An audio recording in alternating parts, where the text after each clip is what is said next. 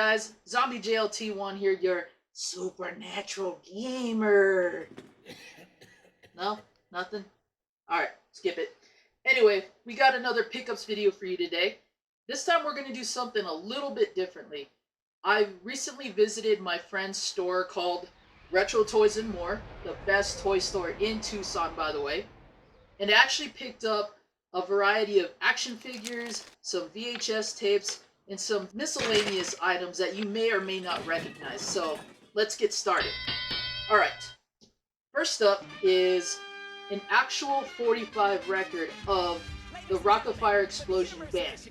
Now, if you never had a chance to go to Showbiz Pizza or Pistol Pete's Pizza or whichever franchise that had this group, basically they were just an animatronic band that would play happy birthday songs, original music, pretty much the inspiration for Five Nights at Freddy's.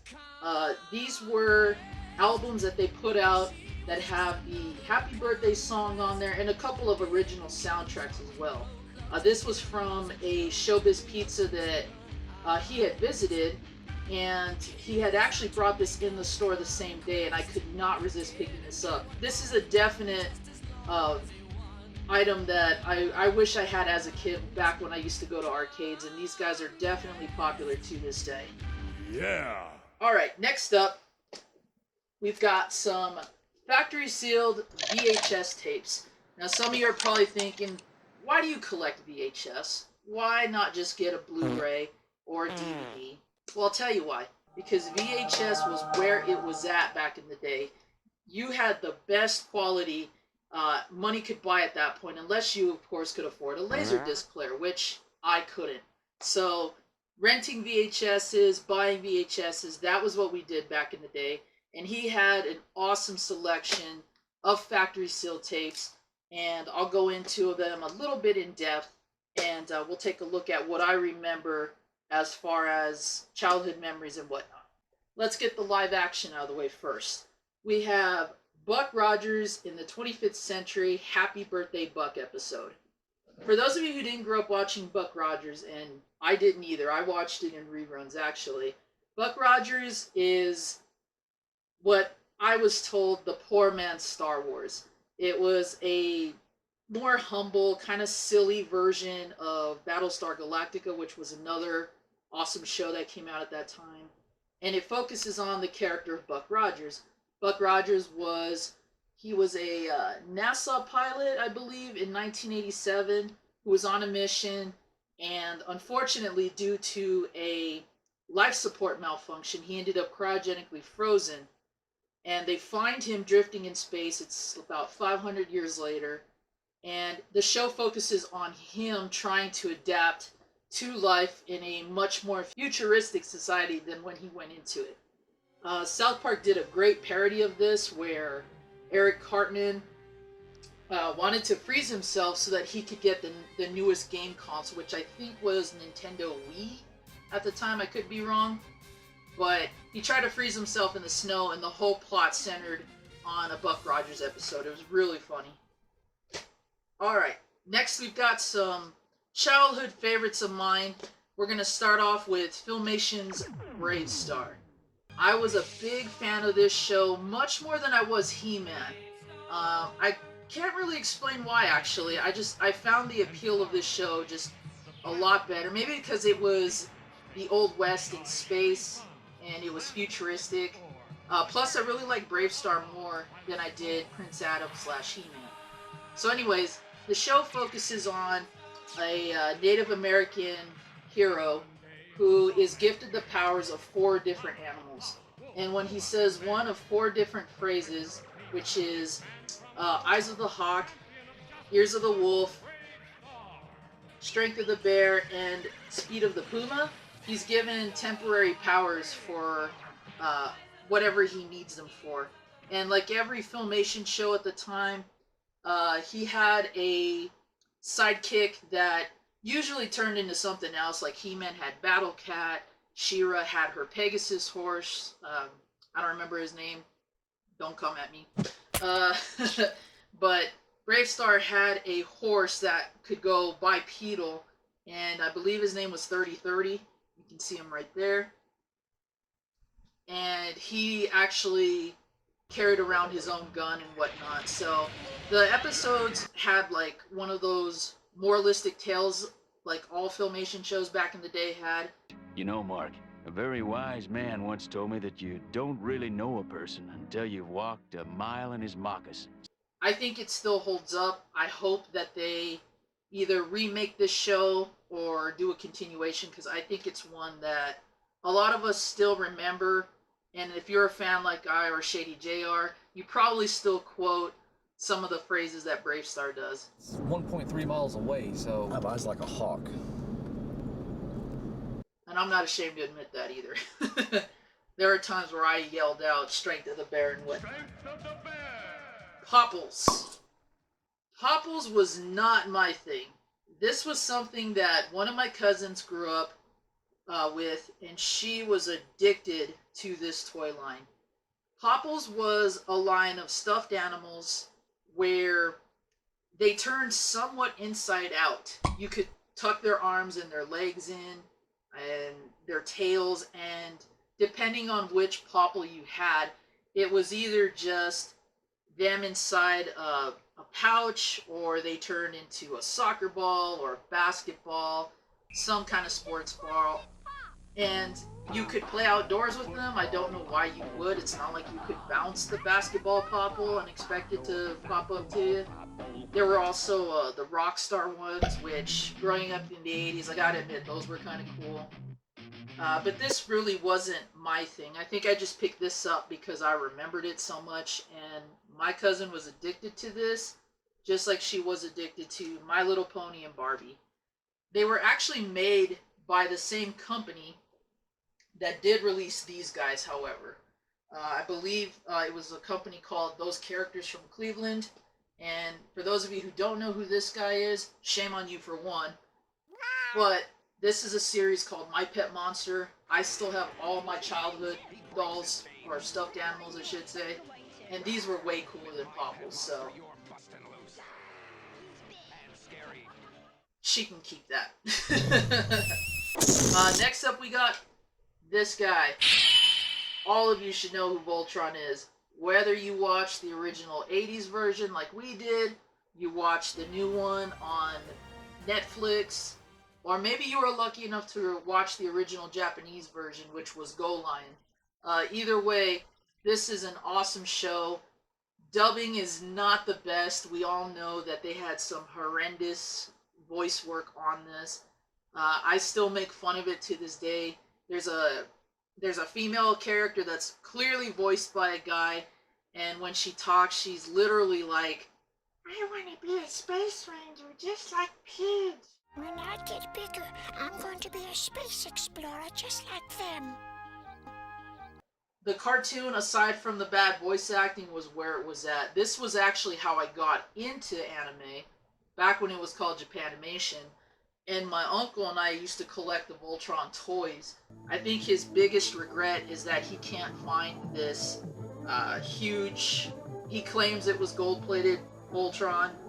I don't know, I've never seen it. I don't even remember it. But I still have some of my original Voltron lines, and when I saw the remake, I was blown away with what they did with it. So I can't stress enough to check out the original. They are on DVD.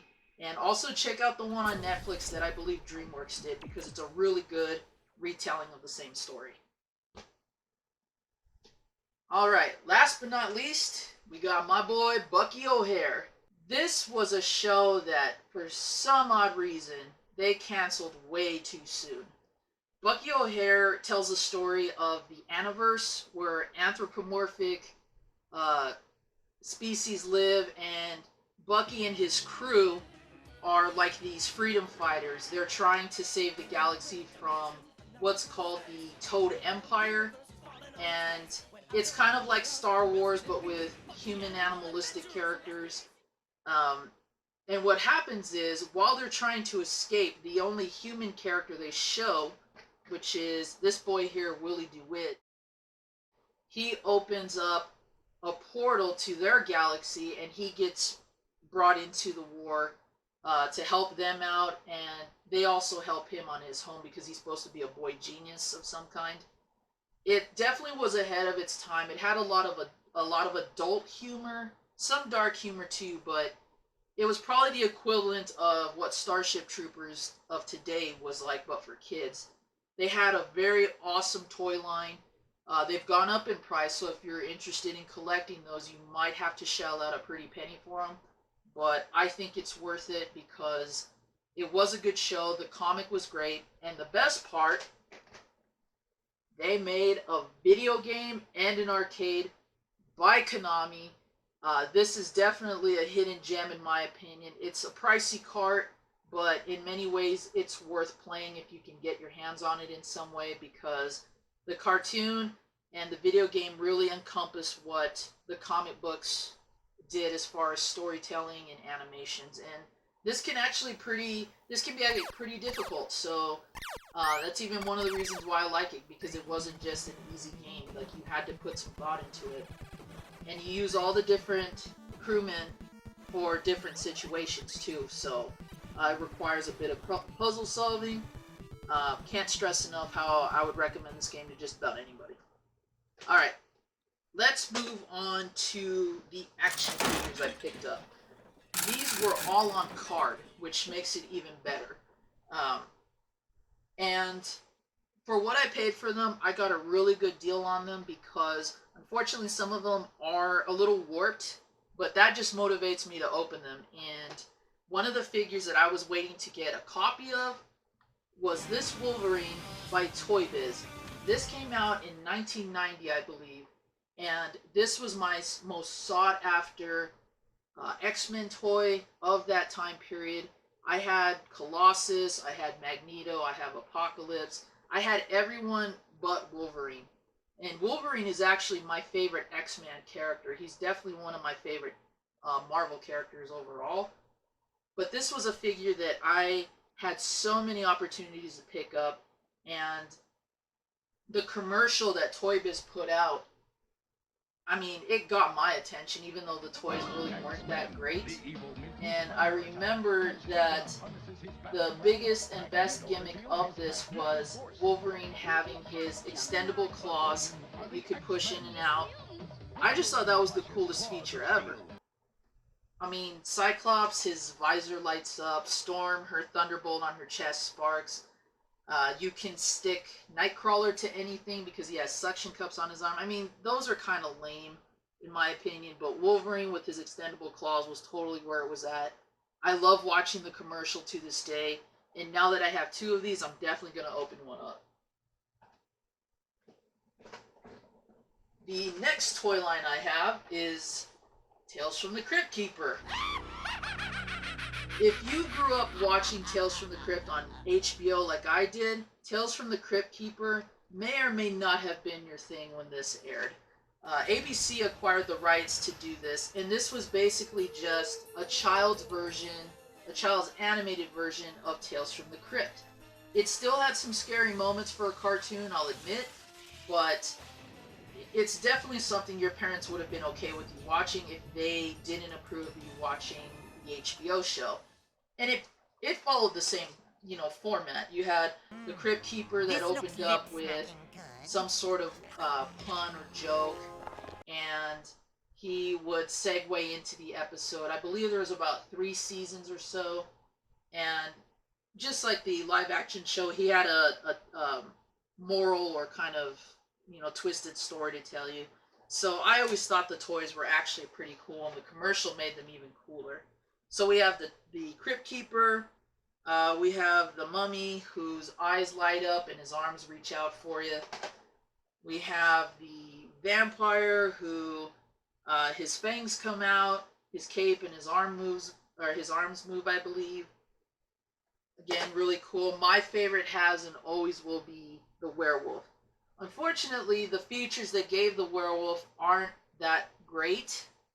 It doesn't have light up eyes, doesn't have fangs that come down.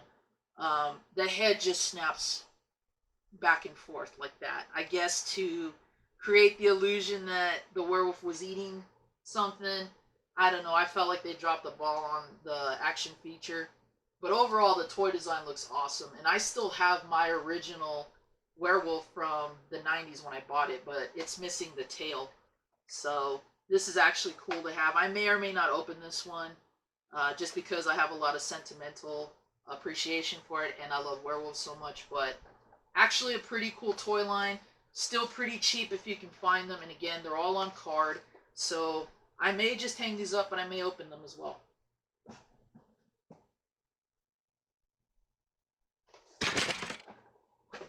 The last item I have to show you guys today is definitely something that is so retro and so 80s. I can't believe I overlooked this growing up. This is an inflatable speaker.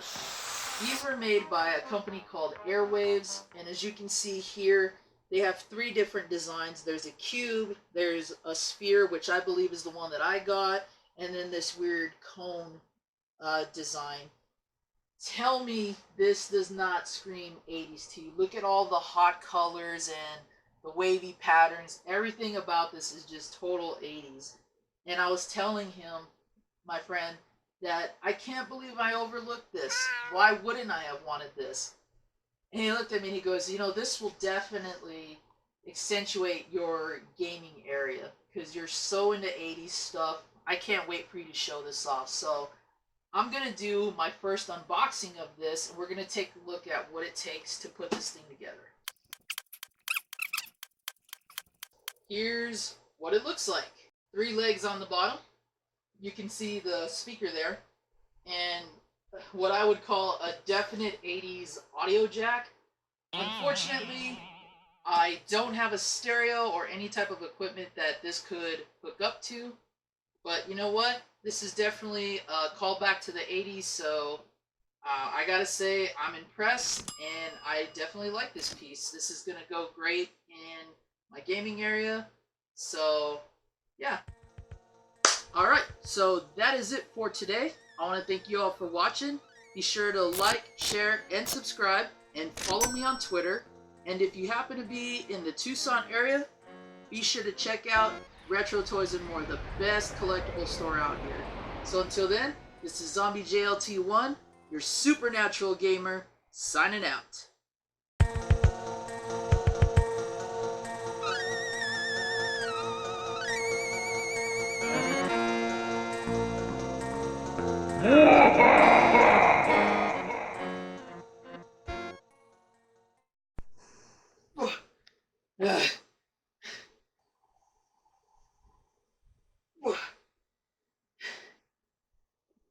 This doesn't even look like it's filling out much.